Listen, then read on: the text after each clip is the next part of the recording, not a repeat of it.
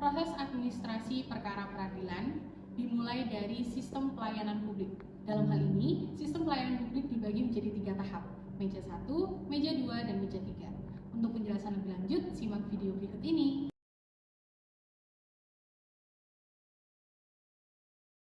Meja 1, petugas meja 1 bertugas untuk menerima surat permohonan, gugatan, permohonan banding, permohonan kasasi, permohonan peninjauan kembali, permohonan verzet terhadap putusan verstek yang tidak didaftarkan dengan perkara baru, dan permohonan perlawanan dari pihak ketiga atau deadline verzet yang didaftarkan dengan perkara baru. Setelah menerima berkas, maka petugas meja 1 kemudian akan menentukan biaya panjar perkara yang akan dituangkan dalam SKUM atau surat kuasa untuk membayar dan menyiapkan 3 rangka. Setelah menentukan biaya panjar perkara, petugas meja 1 kemudian akan menyampaikan berkas kepada pihak yang bersangkutan yang sudah dilengkapi dengan SKUM. Setelah itu akan disampaikan kepada pihak yang bersangkutan untuk membayar biaya panjar perkara kepada kas pengadilan. Silakan Bapak, ada yang bisa saya bantu?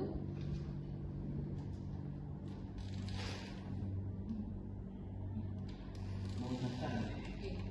Saya lihat dulu persyaratannya ya Bapak. Jadi nanti berkas ini akan saya serahkan kepada petugas di belakang, kemudian saya akan menentukan biaya panjar perkara. Kemudian Bapak akan menunggu saya lagi. Iya Pak? Baik. Saya bawa dulu ya Pak.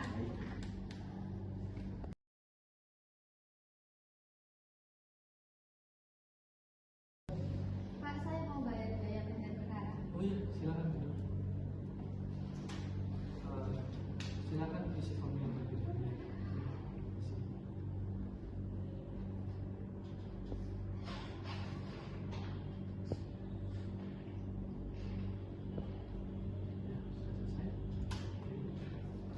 Saya hitung dulu ya.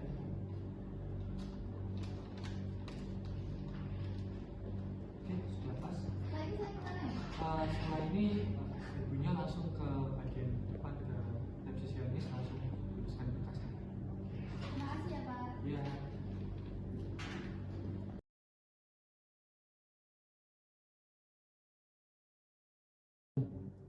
Pada meja 2 ini, perkara yang masuk selanjutnya akan didaftarkan dalam buku register induk perkara perdata sesuai dengan nomor perkara yang tercantum dalam SKUM. Pendaftaran perkara dilaksanakan setelah panjar biaya perkara dibayarkan pada pemegang kas. Selanjutnya, berkas perkara yang sudah diterima dan dilengkapi dengan formulir penetapan majelis hakim akan disampaikan kepada wakil panitera untuk kemudian diserahkan kepada ketua pengadilan melalui panitera sekretaris. Silakan. Ada yang bisa dibantu? Ini tadi saya habis dari bayar biaya panjar perkara. Oh iya, boleh saya lihat bukti pembayaran?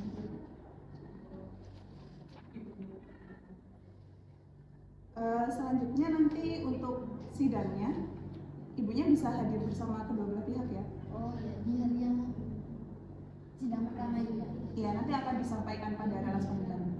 Terima kasih. Sama-sama.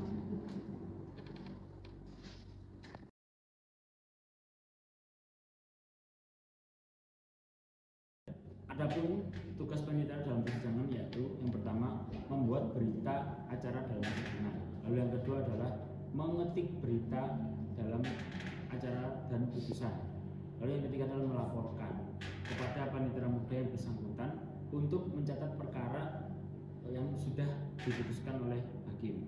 Lalu yang keempat adalah menyerahkan pembacaan surat gugatan penggugat. Sebelum surat gugatan dibacakan, jika perkara perceraian, hakim wajib menyatakan sidang tertutup untuk umum. Sementara perkara perdata umum sidangnya selalu terbuka. Surat gugatan penggugat yang diajukan ke pengadilan agama itu dibacakan oleh penggugat sendiri atau salah seorang majelis hakim. Dan sebelum diberikan kesempatan oleh majelis hakim kepada tergugat memberikan tanggapan atau jawabannya.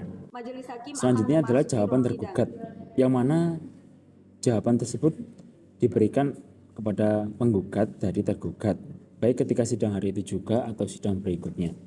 Replik penggugat, yang mana replik ini penggugat diberikan kesempatan untuk menanggapi sesuai dengan pendapat penggugat. Pada tahap ini mungkin penggugat tetap mempertahankan gugatannya atau bisa pula merubah sikap dengan membenarkan jawaban tergugat. Duplik tergugat. Setelah penggugat menyampaikan repliknya, kemudian tergugat diberikan kesempatan untuk menanggapi atau menyampaikan dupliknya. Dalam tahap ini dapat diulangi sampai ada titik temu antara penggugat dengan tergugat. Apabila acara jawab menjawab dianggap cukup oleh hakim dan masih ada hal-hal lain yang tidak disepakati oleh kedua belah pihak, maka akan dilanjutkan dengan acara pembuktian. Pada tahap ini, penggugat dan tergugat diberi kesempatan yang sama untuk mengajukan bukti-bukti, baik berupa bukti, surat maupun saksi-saksi secara bergantian yang diatur oleh hakim. Kesimpulan para pihak, pada tahap ini, baik penggugat maupun tergugat diberi kesempatan yang sama untuk mengajukan pendapat akhir yang merupakan kesimpulan hasil pemeriksaan selama sidang berlangsung menurut pandangan masing-masing. Kesimpulan yang disampaikan ini dapat berupa lisan dan dapat pula secara tertulis. Selanjutnya ini adalah musyawarah majelis hakim, yang mana rapat permusyawaratan majelis hakim ini bersifat rahasia pada pasal 19 ayat 3 Undang-Undang Nomor 4 Tahun 2004 yang telah dijelaskan dalam undang-undang tersebut. Dalam rapat permusyawaratan majelis hakim, semua hakim menyampaikan pertimbangannya. Lalu selanjutnya yakni putusan hakim. Setelah selesai musyawarah majelis hakim, sesuai dengan jadwal sidang, pada tahap ini dibacakan putusan majelis hakim.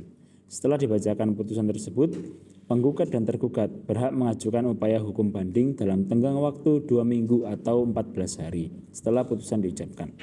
Apabila penggugat atau tergugat tidak hadir saat dibacakan putusan, maka jurusita pengadilan agama akan menyampaikan isi atau amar putusan itu kepada pihak yang tidak hadir. Dan putusan baru berkekuatan hukum tetap setelah 14 hari amar putusan diterima oleh pihak yang tidak hadir itu.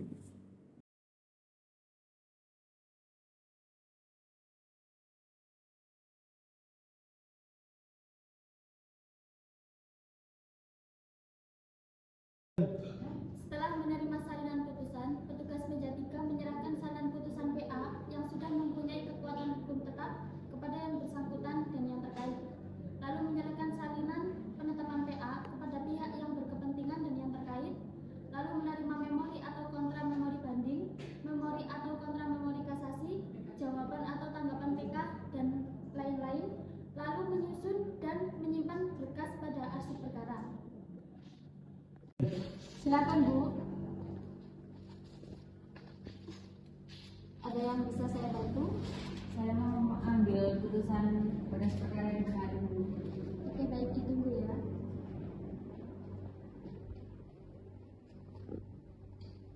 Ini berkas salinan putusan. Ini salinan putusannya bisa dibaca-baca dulu. Nanti kalau dirasa ada yang kurang memuaskan, Asma bisa mengajukan banding atau kasasi di majelis hakim.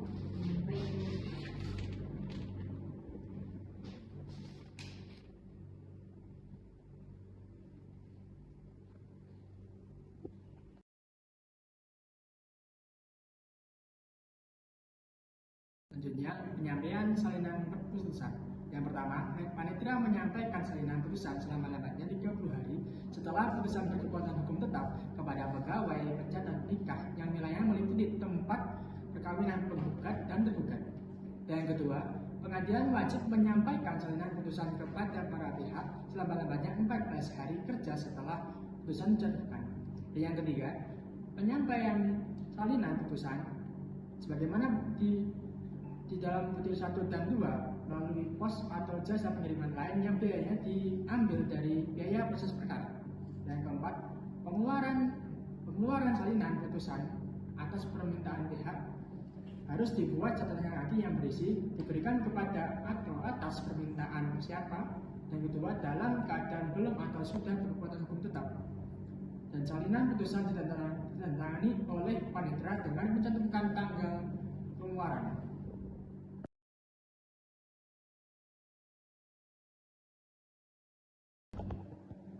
Selanjutnya yaitu anonimisasi, yaitu sebuah pengubahan data dari nama asli menjadi nama samaran yang disamarkan yaitu menjadi nama penggugat atau tergugat untuk melindungi identitas aslinya.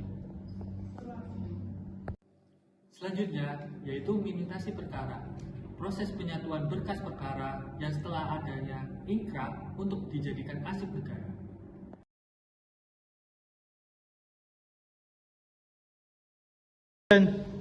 Laporan perkara merupakan laporan yang berisi berbagai laporan atas perkara di pengadilan. Kemudian dan di laporan perkara ada banyak jenisnya, misal ada perkara PK, banding dan lain sebagainya. Kemudian keadaan setelah dibentuk menjadi satu, kemudian diarsip dan disusun berupa sesuai dengan bagiannya atau jenisnya.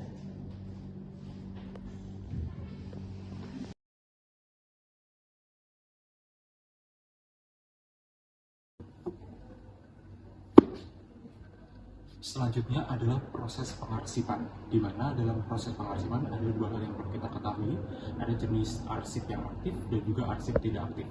Adapun arsip aktif itu sendiri merupakan berkas perkara di mana memuat perkara yang sudah ingkrah namun masih ada proses hukum yang berjalan, itu berkas perkara aktif.